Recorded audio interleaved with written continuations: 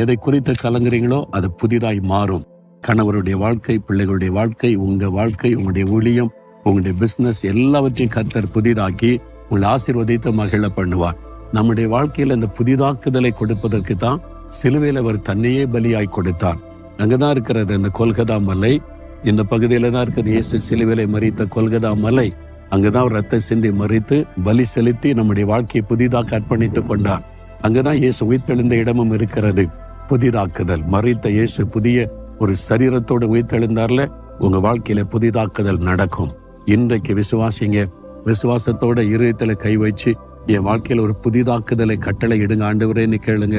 ஆண்டவரே, இந்த மகன், இந்த மகள் வாரத்தோட கண்ணீரோட செபிக்கிறாங்கப்பா, நிறைய பாதிப்புகள், நான் சகலத்தை புதிதாக்குவேன்னு சொன்னீங்களே, இன்றைக்கே இப்பொழுதே ஒரு புதிதாக்குதல் அவருடைய வாழ்க்கையில உண்டாகட்டும்.